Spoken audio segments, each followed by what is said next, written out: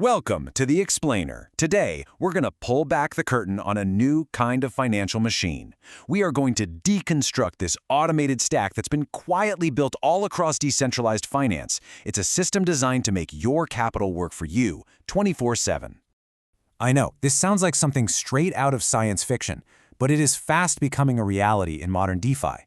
We're talking about a system where your money doesn't just sit there. Instead, it's actively working, it's protecting itself, and it's even compounding, all based on a set of rules that you define right from the get-go. All right, here's our game plan for this explainer. We're going to start with the big picture evolution. Then we'll break down the machine layer by layer, see how it all works, understand the new risks involved, and finally, figure out what your new role is as its manager. So first up, let's talk about the massive shift in how people are even interacting with DeFi. You know, it's a huge move from being a kind of digital farmer to becoming more of a financial system architect. This right here really highlights the massive difference. On one side, you've got the old way, constantly staring at your screen, manually restaking your rewards. I mean, it was so labor-intensive and just full of opportunities for human error. But now, on the other side, we have this completely new way of thinking. You set up automated strategies, you let the code handle the complex stuff, and you get to focus on designing the overall system instead of just clicking buttons. So, how is this automated machine actually built? Well, it's not just one single thing. It's a stack, right? A stack of different protocols, each with its own specific job, all working together perfectly. And here's the basic structure. You've got the base layer at the bottom, think Ethereum, which gives you all that underlying security. Then on top of that, you have the liquidity layer. This is where your assets are actually held, in things like lending protocols. And then, at the very top, you get the optimization layer. And this is where the real magic happens, with intelligent tools that automate and improve everything you do. So inside that optimization layer, the very first key idea is capital efficiency. And the goal here is super simple but incredibly powerful. Make sure not a single dollar is just sitting around doing nothing. Every single bit of your capital should be deployed, earning, or protecting your position at all times. And this is exactly where tools like Fluid come into play. Think of it like the smart plumbing for the entire system. Instead of your money being stuck in one place, Fluid creates this shared pool, letting your capital flow dynamically to wherever it can be used most productively across a bunch of different apps. But this brings up a really crucial question. You know, when we hand our money over to a system that automatically moves it around for efficiency, we have to ask ourselves, is that efficiency actually for our benefit? Or could our liquidity be exploited in ways we never even intended? Okay, the second key concept in this optimization layer is something called position engineering. Now, this goes way beyond just earning a simple yield. It's about building a really robust, actively managed position that can automatically protect itself from losses, add leverage when the time is right, and constantly optimize itself for the best possible return.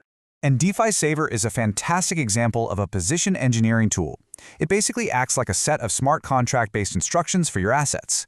You can literally tell it to automatically pay down a loan if your collateral value drops, or to automatically compound your earnings right back into your position, all without you having to lift a finger. So this forces us to ask another tough question. Is the automation actively managing risk, say with a stop loss? Or is it just automating a strategy that completely ignores risk, maybe even compounding a bad position until the whole thing collapses? The answer really all depends on how you set the system up. All right, so now we've got the building blocks, right? We have the layers, we have the efficiency tools, and we have the position managers. So let's try and visualize how this whole system flows together in one single automated sequence. Okay, it starts simply enough. You deposit some collateral. Then you borrow against it. But then, bam, the automation kicks in. That liquidity is immediately put to work through a system like Fluid. And at the very same time, your entire position, the collateral and the debt, is being watched over by DeFi Saver, which is executing your predefined rules for protection and optimization. It's like a living, breathing financial position. And this right here is the fundamental takeaway. We have to stop thinking of these protocols as just static websites where we go to click some buttons. They are becoming components in a bigger, adaptive, interconnected system that we design and oversee. But, of course, this incredibly powerful new machine doesn't just eliminate risk. It transforms it. Automation is fantastic at getting rid of emotional decisions and silly manual mistakes, but it also introduces a whole new set of dependencies we need to be aware of. Here you can really see the trade-offs clearly. We're trading the risk of making an emotional bad decision for the risk of a bug hiding in the code.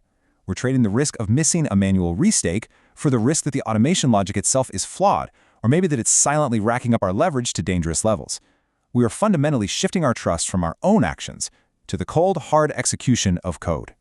And what this means is we need completely new ways to evaluate things. A risk analysis for an automated stack might look something like this. You'll notice that while the liquidity efficiency and the position stability are high, thanks to our tools, there's still a medium level of automation risk. Why? Because we've delegated control to the code. It's all about understanding these new trade-offs. And this all leads us to the central dilemma of this new paradigm. A human can be flawed, emotional, slow. Code can be precise, relentless, but it can also be exploited or have a bug. The question is, who do you trust more? So let's bring it all home. Given this new world of automation, what is your role in all of this? It's a really significant shift in mindset. This is maybe the single most important point of this entire explainer. Tools like Fluid and DeFi Saver are incredibly powerful, yes, but they don't just magically print money out of nowhere. They are optimizers. They simply execute a strategy on a system that you and you alone are ultimately responsible for designing. So your job is no longer to click the claim button every day. Your new job is to be a system manager. You pick the layers of your stack, you define the rules for the automation, you monitor its performance, and most importantly, you evaluate the smart contract risks of every single component you plug into your machine. You become a true steward of your capital. This quote just perfectly captures the spirit of this new era. Every single automated system you build on-chain is a direct reflection of your strategy, your risk tolerance, and your intention. It really is about careful stewardship, not just mindless transactions. And we'll leave you with that final question, because how you answer it is really going to define your entire approach to this powerful and very rapidly evolving world of decentralized finance. So, are you just clicking buttons, or are you building a machine?